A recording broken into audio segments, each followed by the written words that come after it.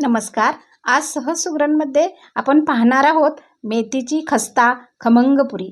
तर ही रेसिपी अगदी सोपी आहे. याची टेस्ट बेकरीमध्ये मिळणारी मेथी मटरीसारखी सेम आहे. तर ही पुरी प्रवासामध्ये आरामात 8 ते 10 दिवस टिकते आणि खायला तर एकदम खुसखुशीत होते. ही पहा, मी तुम्हाला खाऊन दाखवते. पहा कशी खस्ता झालेली आहे. आता मी इथे पुरीचं पीठ मळून घेणार आहे. तर त्यासाठी मी इथे गव्हाचे 2 वाटी पीठ घेणार आहे आणि ते चाळून घ्यायचे आहे आपल्याला. हे पहा, 2 वाटी गव्हाचे पीठ घेतलेले आहे आणि आता 2 वाटी मैदा घेणार आहे. मैदा इथे मी एवढ्यासाठी घेतलेला आहे की या पुऱ्या आपण प्रवासात वगैरे किंवा कुठं बाहेर पाठवायच्या झाल्या तर आपल्याला ह्या एकदम खुसखुशीत आणि टिकणाऱ्या अशा पुऱ्या तयार होतात. तर मी इथे एकूण 4 वाटी घेतलेले आहेत पीठ आणि 1 वाटी मी मेथी अशी बारीक चिरून घेतलेली आहे आणि ही मेथी मी चॉपरने कापून घेतलेली आहे. विळीने न कापता चॉपरनेच मी सगळे साहित्य इथे घेतलेले आहे. 3 चमचे मी इथे असे कडक असे मोहनासाठी तूप घेतलेले आहे. तुपामुळे एकदम छान अशी टेस्ट येते ह्या पुरीला. तर असे गरम गरम हे तूप घातलेले आहे आणि हे तूप आता आपल्याला हाताने करता येत नाही म्हणून मी इथे चमचा वापरलेला आहे. असे मिक्स करून घ्यायचे चांगले.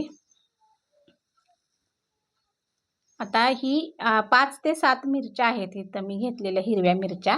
ह्या पण चॉपरनेच मी बारीक करून घेतलेल्या आहेत. अर्धा चमचा लसूण पेस्ट आणि अर्धा चमचा आलं पेस्ट घेतलेले आहे. 2 चमचे तीळ खमंगपणा येण्यासाठी आणि ओवा आणि जिरे 1 चमचा आहे. हे सर्व घातले की आपल्याला पुरीमध्ये तळल्यानंतर देखील त्याचे खमंगपणा जाणवतो. अर्धा चमचा धनेपूड, थोडासा हिंग आणि थोडीशी जिरेपूड, भाजलेल्या जिरेची पूड घेतलेली आहे. आता इथे मी 2 चमचे मीठ घालणार आहे. आपल्या आवडीनुसार आपण इथे मीठ घालू शकता. थोडंसं मीठ कमीच वापरायचं कारण आपण हे नाश्त्यासारखा हा प्रकार आहे. आपल्याला कधी पण आपण खाऊ शकतो, प्रवासात देखील खाणार आहे. त्यामुळं मीठ थोडं कमीच घालायचं, जास्त नाही वापरायचं. आणि 1 चमचा मिरची पूड घालून घ्यायचे आहेत कलरसाठी. हिरव्या मिरच्या घातलेल्या आहेत त्यामुळं 1च चमचा मिरची पूड घातलेली आहे. तर हे प्रमाण अतिशय योग्य प्रमाणात आहे. तर आपण ह्याच प्रमाणात असं पीठ घेऊन पुरी बनवा. त्यामुळे एकदम छान अशी खमंग पुरी आपली तयार होणार आहे. तर अशा सहज साध्या सोप्या रेसिपींसाठी सहज सुगरण चॅनेलला सबस्क्राईब करा, लाईक करा आणि जास्तीत जास्त लोकांना शेअर करा. बेल आयकॉन क्लिक करा. तर इथे मी या चॉपरमध्येच पाणी घेतलेले आहे आणि थोडेसे पाणी घालून हे पीठ आपल्याला घट्ट असे मळून घ्यायचे आहे. हे पहा, असे चॉपरमध्ये आपले बारीक केलेली जी भाज्या आहेत त्या पण यातमध्ये येऊ शकतात. त्यामुळे मी त्यातूनच पाणी घेतलेले आहे आणि असे जास्त पाणी न वापरता कमी पाण्यामध्येच हे पीठ आपल्याला मळून घ्यायचे आहे. तर अशा एकदम टेस्टी असणाऱ्या पुऱ्या आपण नक्कीच बनवून पहा आणि एकदम साधी सोपी अशी ही रेसिपी आहे. तर आपल्याला हे करताना देखील आणि केल्यानंतर खाताना देखील असं वाटणार आहे की अजून आपण केल्या असत्या तर छान झाल्या असत्या. हे पहा, असे पिठाचा गोळा असा घट्ट मी तयार करून घेतलेला आहे आणि असं आपण इथं आता त्याला वरतून काही न लावले तरी पण चालते आणि तेलाचा हात लावला तरी देखील चालते.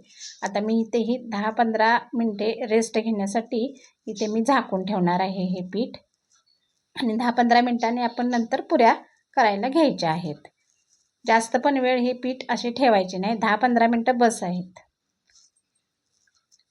हे पहा, आता 15 मिनटानंतर आपण ह्या पिठाला थोडेसे अजून मर्दून घ्यायचे, अगदी हलक्या हाताने एकसारखे करून घ्यायचे आणि एकदम छोटे छोटे असे गोळे तयार करायचे. हे पहा, एकदम असे मोठे पण करायचे नाहीत, लहान पण करायचे नाहीत. अशा मीडियम साईजमध्ये छोटे छोटे गोळे करून आपल्याला या पुऱ्या तेल लावून इथे लाटायच्या आहेत.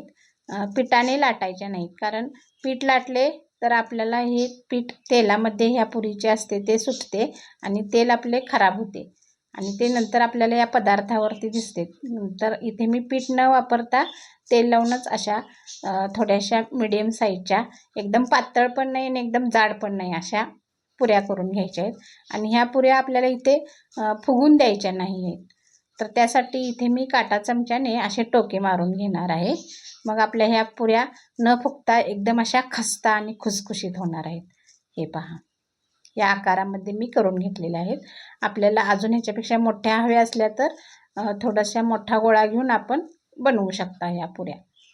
इथे आपल्या गॅसची फ्लेमसुद्धा मीडियमच ठेवलेली आहे.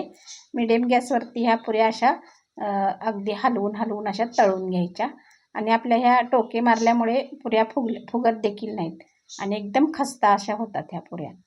तर आपण ही मेथी, कसुरी मेथी वगैरे आपण कोणत्याही पदार्थात वापरतो, तर त्यावेळेला त्याचा किती खमंगपणा आपल्याला जाणवतो.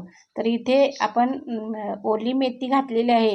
ही तर एकदम छान अशी तळल्यानंतर इतका छान असा ह्याचा सुगंध सुटलेला आहे आणि खाताना देखील एकदम अशी टेस्टी लागते. मध्येच आपल्याला या मेथीचा एकदम असा टेस्टीपणा जाणवतो आणि अजून आपल्याला खावीशी अशी वाटत्या.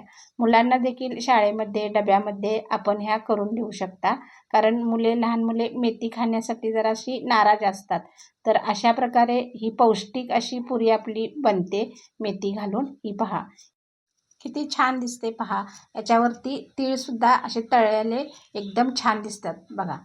आणि ही एकदम अशी खुसखुशीत पुरी बनलेली आहे. याचा आवाज देखील खुसखुशीत येतोय आणि तेलकट तर अजिबात झालेली नाही आहे. तर अशी साधी सोपी रेसिपी आपण नक्कीच ट्राय करा